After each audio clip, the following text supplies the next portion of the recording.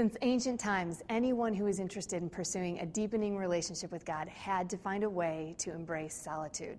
Whether it was the monastic communities of long ago or Jesus' example or even today, we need to find a way to meet with God on our own. So we're going to talk in this video about solitude, a very basic understanding of solitude, and a definition of solitude would be that it's extended time alone with God.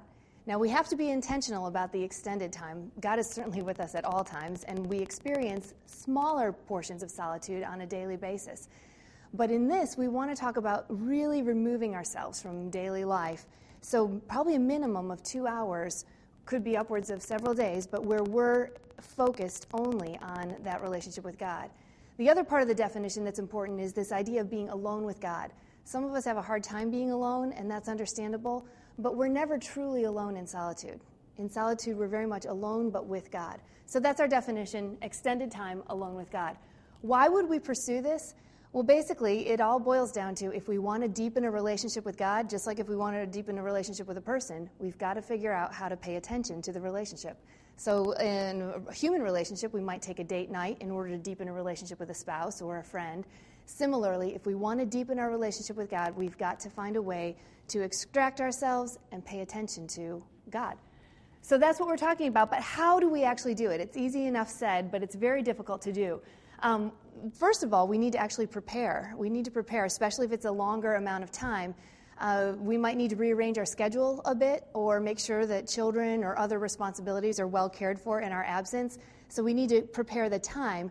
And then you need to think about preparing a place. Where is a location for you? Would it be a quiet seating area in a hotel lobby? Would it be out by a retreat house at a lake or something in nature, a beautiful place?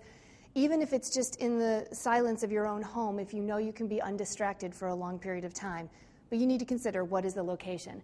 And then finally, it can be helpful to think about what do you want to bring with you, because you don't want to be running all over the place, going to get a book or a journal. Make sure you have everything with you when you start out in your time of solitude. And so it can be helpful to, in a joking way, think of having a solitude survival kit. So this could incorporate, of course, you want to make sure you bring your Bible. Sometimes it can be helpful to bring an alternative translation, something that brings the truth of God in a fresh voice that might be less familiar to you and therefore might be more meaningful or impact you on a deeper level.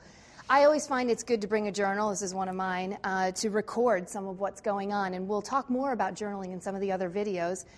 But you might want to bring a water bottle just so you have what you need. A protein bar or some sort of energy thing could be a good idea if it's several hours long.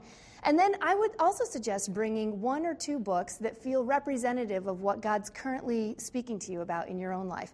This is a great book called The Way of the Heart by Henry Nouwen, and it's all about solitude and silence and how that helps us in our spiritual journey. So if you're just starting out with solitude, it might be good to have something like that. But it's important to know that just like a date night, if I went on a date night and only spent time doing whatever things I was doing and never actually connecting with my husband, that would not really kind of be missing the point. And similarly in solitude, you want to make sure you have some things at your disposal to use, but most of all, you're there to connect with God.